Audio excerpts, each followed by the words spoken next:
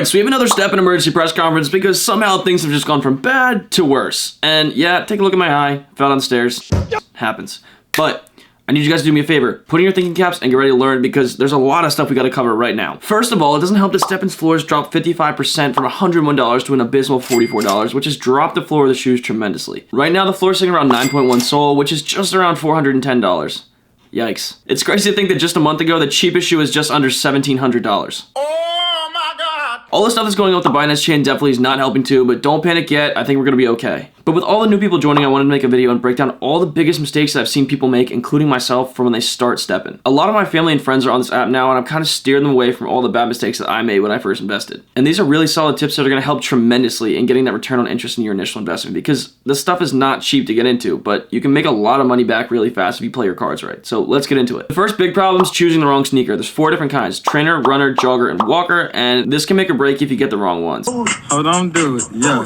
Oh my. So I have a runner and I like to go on runs, so I run every single day, but I also gave my mom a trainer so she can go any speed she wants. But my friend who has a knee problem accidentally bought a runner instead of a walker, and he hasn't gone on one run yet, and he bought it for $1,400 and now it's worth $400, so he lost a ton of money on that.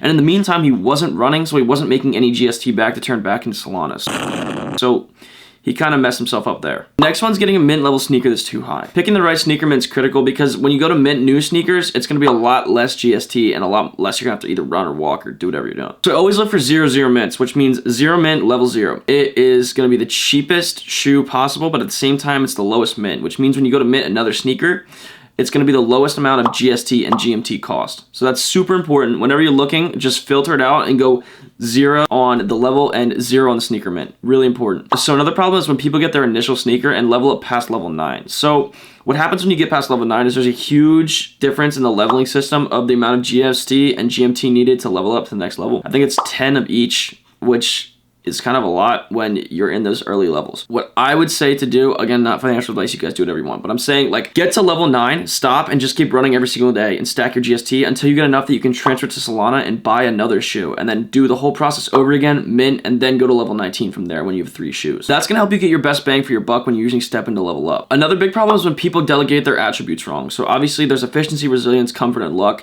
The only 2 I really focus on, and majority of you should be focused on as well, is efficiency, resilience, because a lot of the people right now aren't gonna have 9 sneakers, which is gonna give you that 5 energy to get a loot box anyway. So what I do is the 75-25, which I made myself. So what it is, until level 9, I go all efficiency, and then after level 9, I do 3 of the 4 points to efficiency, and then 1 of the 4 points to resilience every single time, and just keep building up on that. Because there's a point where if you go too high on efficiency and you don't do your resilience, the amount that your GST increases each level is going to be less than if you delegated some of the points to resilience, which is why I like doing that 75-25 split to it. Another big problem is buying too many shoes at once. So some people want to go all in, they're big steppers, they have more money, so if that's you, go for it. Keep getting more shoes, keep doing what you can. But for the people who don't have the money to spend, I would not recommend getting more than 1 shoe, just to test out the system, see how you like it, and in addition to that, you can make the money back just running. Like, you don't have to put a lot of money down on that shoe and buying multiple shoes in addition to that. So my advice, not financial advice again, just my advice from my experience I've had since the end of February is when I started, is just buy 1 shoe, and then once you level that shoe up, you can just mint them right away and then you'll be fine. But I think buying 4, 5, 6, 7, 8 shoes is just not worth it in the long run, because you're gonna put yourself so far in a money hole that it's gonna be hard to claw your way back. And then finally is not using your energy every single day. Between 1 and 2 shoes, you get 2 energy, and then 3 shoes gives you 4 energy up to 9, and then maxing up at 20 with 30 pairs of shoes. So I try and use my energy every single day, whether it's me running or giving my brother my shoe or my phone to run that day if I'm like hurting. But obviously making sure that your body's okay is the most important, but I do everything I can to get my energy spent completely every single day and get the max amount of GST I can. So I go 7 days a week when I run. I run every single day because I just want to make sure I get all the GST and make as much money back as I can. For a lot of the people watching this video, that's not going to be the case. And everybody's different. Everybody has their own problems. And first of all, I want to just applaud everybody doing this in the first place, because you're already heads and shoulders above a lot of people who don't exercise at all. So props to you guys. I'm pro you guys. Let's go. It is important to try and push yourself to get out there and walk, run, jog every single day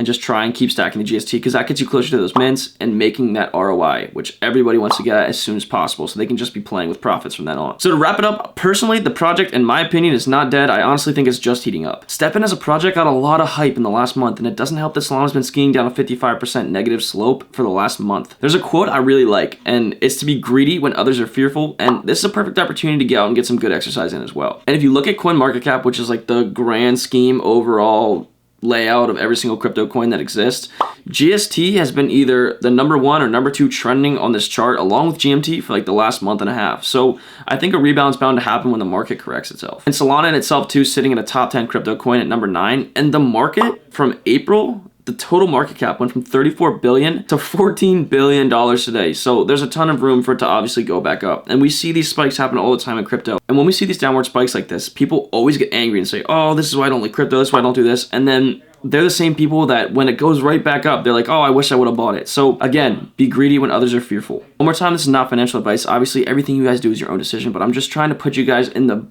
best situation to try and make a return on investment the quickest. And thank you guys so much for 57,000 subscribers. It's absolutely insane. You guys are making my YouTube dream come true, and I love every single one of you guys for this. This is amazing. I'm glad I'm able to have the opportunity to make amazing content for you guys every single day. In the last 20 days, this channel's made around $20 in YouTube revenue, so I'm hoping to get that up with more long-form videos, and I appreciate, again, you guys being here just watching the videos and listening to everything that I have to say. If you guys like this video, make sure to subscribe, hit the like button, turn on post notifications, do everything you gotta do to stay updated with this channel, because we are on the road to 100,000 subscribers. Thank you guys for watching, and welcome to Genry Nation.